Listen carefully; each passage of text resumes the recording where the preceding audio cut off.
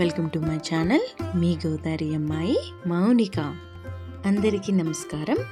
ఈరోజు ఎంతో పవిత్రమైన వరలక్ష్మీ వ్రతం సందర్భంగా మీకు మీ కుటుంబ సభ్యులకు వరలక్ష్మీ వ్రతం శుభాకాంక్షలు. ఈరోజు మన హిందూ మహిళలు తన కుటుంబం సుఖ సంతోషాలతో ఉండాలని ఎంతో నియమనిష్టలుగా ఆ వరలక్ష్మీదేవిని పూజిస్తారు.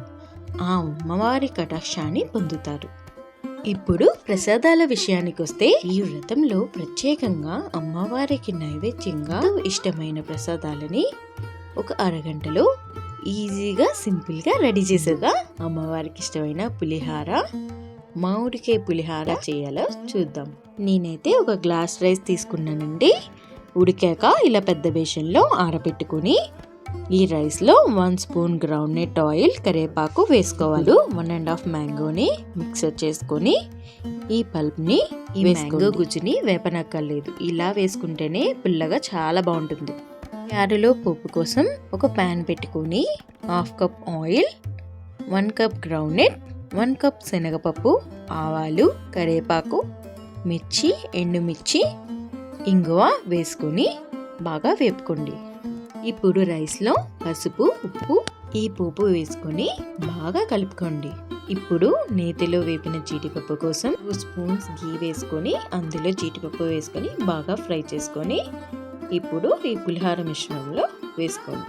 లాస్ట్లో 1/2 స్పూన్ షుగర్ వేసుకుంటే పులుపు బ్యాలెన్స్డ్గా ఉంటుంది.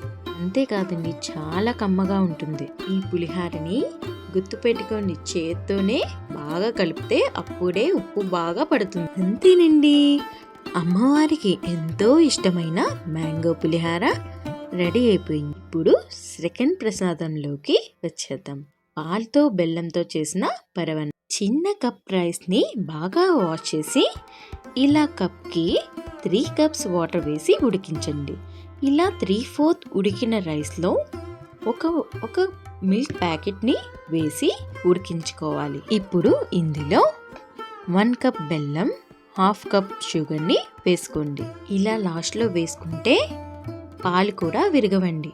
ఇలా బాగా ఉడికాక ఇలాచీ వేసుకొని బాగా కలుపుకోండి. ఇప్పుడు ఇందులో జీడిపప్పు, కిస్మిస్ని బాగా వేపుకొని ఇందులో లాస్ట్లో వేసుకోవడమే.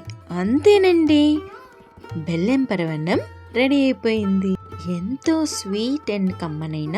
ఇప్పుడు మూడో ప్రసాదమైన చిటివడల కోసం ముందు రోజే 1 కప్ నానబెట్టిన శనగలు, 1/2 కప్ పచ్చి శనగపప్పు, 2 మిర్చి వేసుకొని వాటర్ లేకుండా మిక్సర్ చేసుకోండి. ఇప్పుడు ఇందులో ఉప్పు, వెల్లుల్లి లేని కారం వేసుకొని బాగా కలుపుకోండి.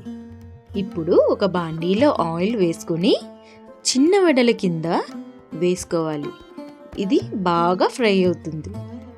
అంతేనండి, ఇది బాగా ఫ్రై అయ్యాక ఒక ప్లేట్లోకి తీసుకొని అమ్మవారికి ఎంతో ఈజీగా పెట్టుకులైన ఈ 3 ప్రసాదాలు చాలా బాగుంటాయండి.